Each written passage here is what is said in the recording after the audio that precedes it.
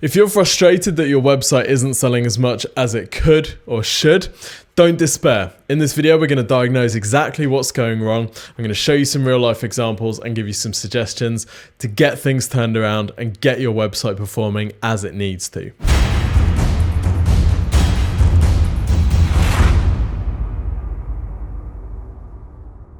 What's up ninjas and ninjas, Tim CK from Exposure Ninja here. In this video we're going to be answering the #1 most common digital marketing question. Why isn't my website generating more sales for me? Why isn't my website selling more?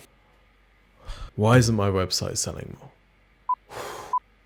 Now you might think there are loads of possible answers. Maybe my website sucks, maybe my products suck, maybe my business sucks. Maybe I personally am absolutely repulsive to customers and I suck.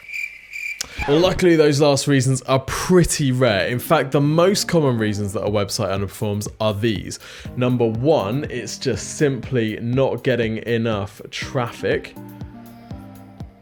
#2, the offering that the business is presenting isn't compelling enough or isn't presented compelling enough, or #3, there is a conversion blocker. So what I'm going to do is give you some metrics inside Google Analytics that you can run through a quick check to identify which of these is going to be the possible cause for you. The first possible reason then that your site isn't performing as well as it should is traffic, i.e. not getting enough traffic to your site. So here's how you work out if traffic is the cause of your website woes. What you need to do is find out how many visits your site is getting each month inside Google Analytics. So let's just do some quick math here. Let's say that you're getting 1,000 visits per month to your site. Now, what we've got to do is times that total number of visits by 2%, okay? So 1,000 visits times 2% equals 20. So that's how many leads or sales we will be getting from the website if it was converting 2% of those visits into customers, right? So that's 2% conversion rate. Now, if when you do this calculation, a 2% conversion rate doesn't give you enough sales to be satisfied, i.e. I'm getting 1,000 visits, I'm getting 20 leads or sales, that's just not enough for me, then what you need to do is you need to increase the amount of traffic that you're getting to your website. Because what you're saying here is that even with a healthy conversion rate, you're not getting enough leads. And if that's the case, you need to get more traffic. So this isn't a video on how to get more traffic. We've got loads of videos on the YouTube channel. We've got webinars, guides, blogs, podcasts on our website. We even have some fantastic books, including How to Get to the Top of Google. And all of these will help you get more traffic to your site. But basically there are two different types of traffic. You've got paid traffic. So this is traffic that you buy, like with Google ads or Facebook ads or YouTube ads or any ad platform. Or you've got traffic that you earn. So this is traffic that you earn through increasing your ranking on Google or increasing your social media following and doing all of that hard graft. So those are the two different types of traffic. So if your website was converting at 2% and that's not giving you the lead or sale volume that you need, then my advice is to look at increasing your website's traffic. Now the caveat here is, of course, you can increase your conversion rate more than 2%. We've got clients converting at 10, 15% even. But the more you improve your conversion rate, the more you hit this point of diminishing returns. So always keep trying to improve your conversion rate, but just realize that if you're getting a conversion rate of around 2% and you're not getting enough leads, then you need to be getting more traffic. Just to show you an example of a site where this is the main problem, i.e. it's not getting enough traffic, here's a site where we've had, over the last almost 2 months, we've had 108 visits to the site. So even if this site was converting at 2%, that's still only 2 leads or sales, which is not enough for this business. So this business needs to get more traffic to the website. In fact, we don't even know how well the traffic is performing. A, because they don't have conversion tracking set up. And B, because they've got such low traffic volumes that you can't really get any meaningful data from this anyway. So if your analytics looks like this, you need more traffic. Okay, potential reason that your website is struggling. Number 2 is that your offering is not presented attractively enough. Okay, so this means basically that it's not particularly clear what you offer or why people should buy it from you. So a quick metric that you can use to identify if this could be an area of concern for you is to look inside Google Analytics at user engagement metrics. So user engagement metrics are things like bounce rate, average session duration, or ASD, or pages per session. So these are user engagement metrics, and these can be a great way to tell if people are actually just getting confused by your website and they're leaving. So quick, very, very rough ballpark metrics. If your bounce rate is over, say, 60% across all your traffic channels, then usually there's a bit of an issue with the offering or how your website is presented, which means that people are turning up and they're going, I don't understand, or it's revolting, and they're leaving. Okay, so that's a big issue. So you might be getting traffic, but if your offering isn't presented nicely enough, then you're going to see a high bounce rate. Average session duration, again, it's going to vary according to the site, according to what you're offering, but I would be mostly concerned if I'm seeing something less than, say, 1 minute 30 average session duration. And then pages per session, usually you'd be concerned if you're getting fewer than 2 pages per session on average. Now, these are really rough ballpark figures, but they're sort of nice, quick benchmarks that you can use to understand if your offering is confusingly presented. Now, just to show you a couple of examples of websites where this is absolutely going to be an issue. This first one here, we're at logicsresourcing.com. Now, I have no affiliation to this site. I don't know the owner. If you're watching, I'm really sorry, but I hope this is useful. So when you first land on this site, you see this scrolling banner here. It says, Logix Resourcing, welcome to Logix Resourcing. We bring a considered perspective and approach while successfully delivering to the unique challenges and needs of our clients. Corporate speak. Any idea what this business does at all?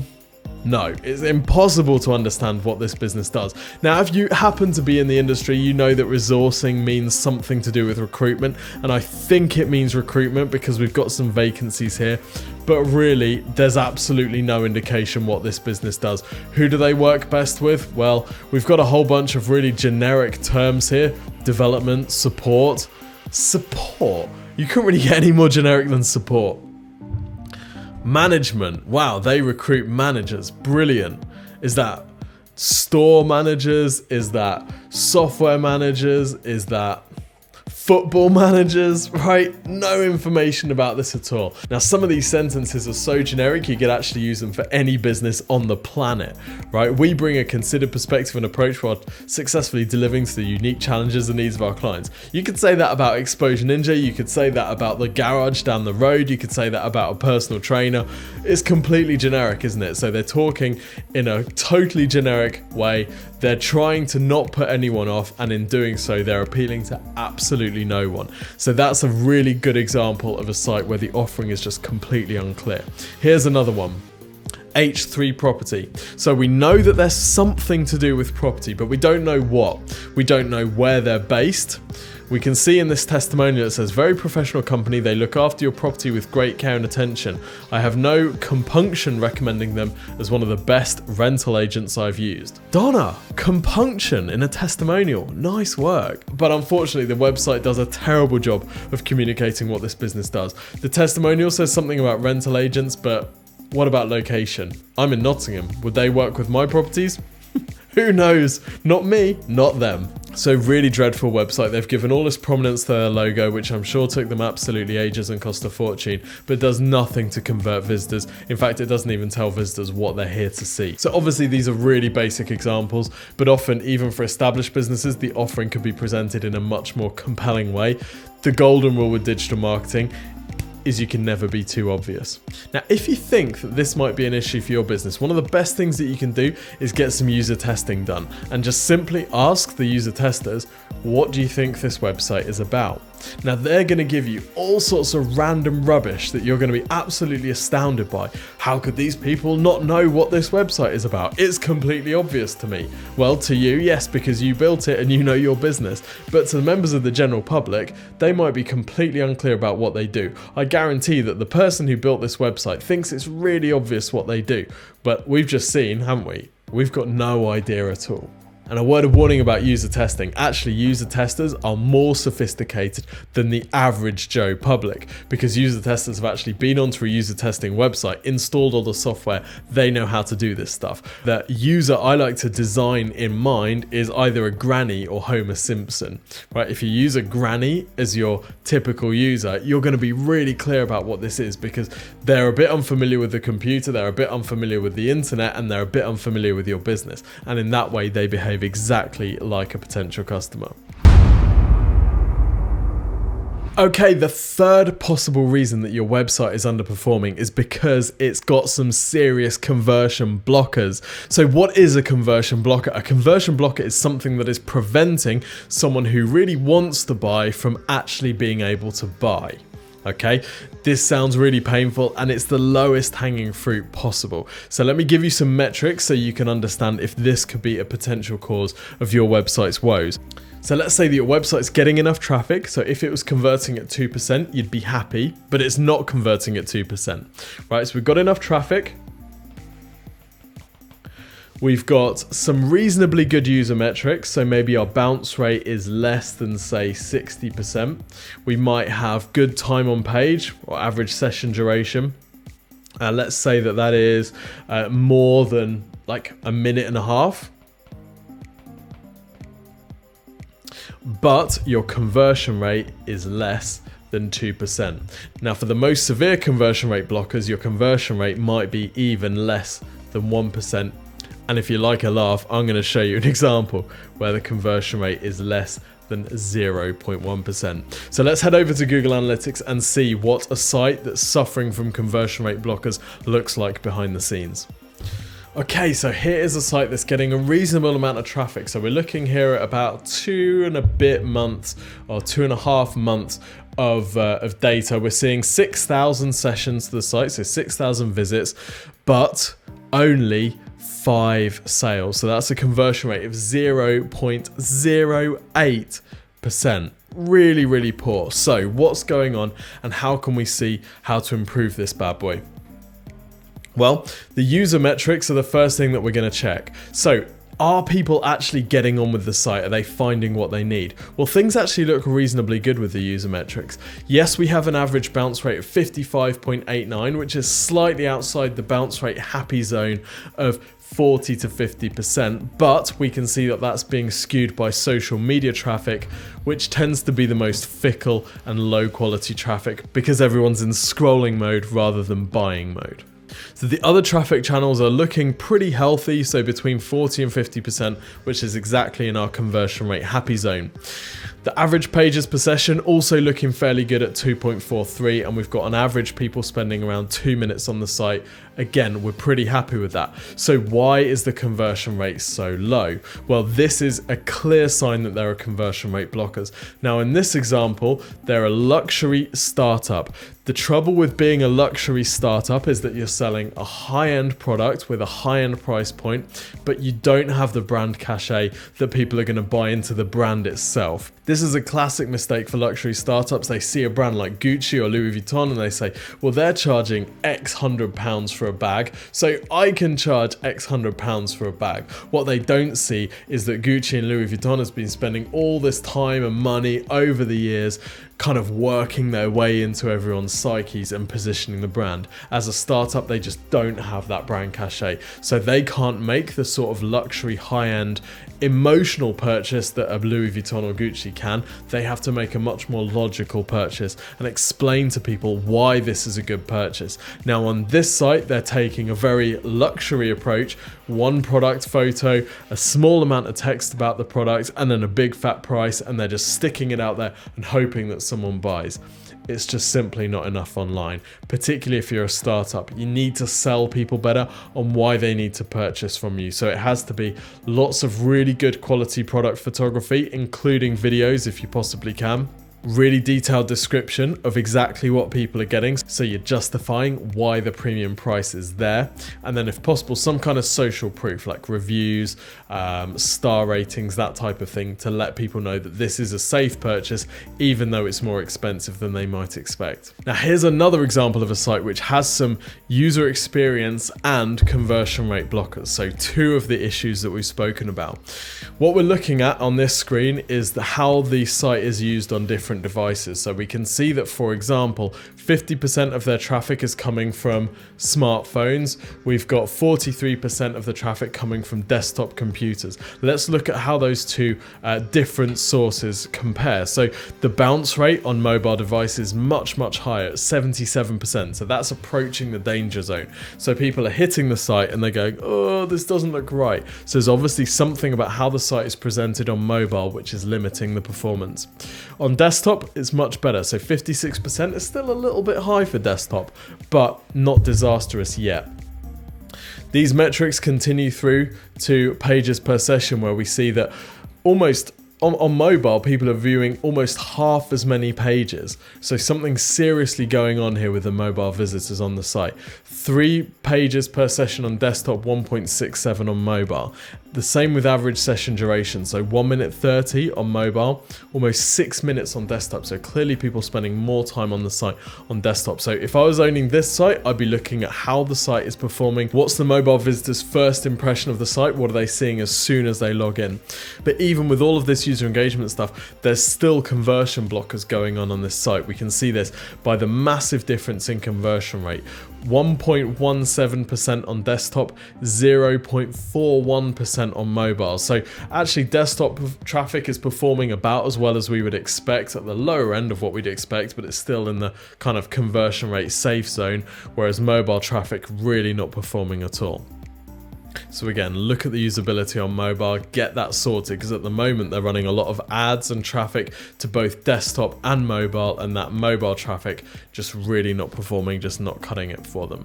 Now, one super quick conversion rate blocker area to take a look at is how easy it is for someone to take the action that you want them to take on the website, and how clear are you about what they're supposed to do. So here we can see a site for Isabel Rowe, who is a jewelry maker in London, I would assume, but actually there's no information on this homepage that would tell me that at all, other than Isabel Rowe, London, and the fact that we have some pictures of jewelry. Now this site is likely to have a very low conversion rate. Why? Because we're not being told what we're supposed to do at all. There's no information about the business on the homepage whatsoever, and there's no instruction for what we're supposed to do next. I don't know, for example, from this page, if Isabel accepts requests for bespoke rings and she designs bespoke rings. I don't know if I need to go to a shop to see some of her products. Absolutely no info at all. So the chances of me reaching out and getting in contact are almost nil. It doesn't, to an extent, matter what the ring looks like. If I don't know what my relationship with Isabel is supposed to be, I'm just simply not going to convert. I just don't have enough information to convert at all. So what she could do instead is say, if you're looking for a really special one-off handmade engagement ring, fill in your details here to book a free consultation with me where we can look at some of your examples and give you a quote for the work. Now something like that is going to take the conversion rate from 0% or as close to 0 as you can get to perhaps 1, 2, 3, 5%. So massive difference in the performance of the site just by giving people a very clear next step of what they're supposed to do next. If we go back to our friends here, the Logix resourcing site, again, no clear next step. I'm not told what this business is about, and I'm not told what I'm supposed to do next either. So what they could do to improve the conversion rate of this site, once they've made it clear who they actually work with, what they do, where they're based. Now, I think that they're a recruitment company for technical people. Right? So if I was working on their site and I wanted to improve the conversion rate, I would say recruiting technical people, fill in your details here and we'll be in touch with a list of great quality applicants qualified for your job. Or fill in details here, we'll be in touch to arrange a free consultation to understand how we can help you fill your job as quickly as possible with the best person for the role. Right? Really simple. And that's again going to take the conversion rate from very, very low, probably less than 1% here, to maybe 2, 3%. So if in doubt, make it obvious. So I hope that's helped you identify why your website isn't performing as well as it could or should do. Now, if you want some additional help to improve your website's leads and sales, then you can request your free Exposure Ninja digital marketing review at exposureninja.com/review, and we'll put a link in the description. If you go to exposureninja.com/review, we'll ask you a few short questions about your business and your goals with your digital marketing. One of our team will then record you a custom video showing you how to increase your lead and sales volume. It's completely free of charge, there's no obligation at all, and the videos are really, really useful. They've had over, 300 5-star reviews on Facebook. We'll take a look at what you're doing to drive traffic at the moment, what your competitors are doing. We'll take a look at any ads that you've been running. We'll have a look at your social media. We'll see where you're ranking, and we'll map you out a prioritized action plan that you can follow to increase the leads and sales that your site is generating. So head over to exposureninja.com/review to request your review today. And don't forget, also subscribe to this channel, click the little bell icon, and then you'll be notified every time we upload more videos. And if audio is more your thing, then check out the Exposure Ninja Digital Marketing Podcast, where every week I interview some of the world's smartest digital marketing minds, and they take us behind the scenes of a particular digital marketing strategy that they're using, which is getting great results. So check that out in the description below. And don't forget to also follow us on socials for more awesome content. Until next time, see you in the next video.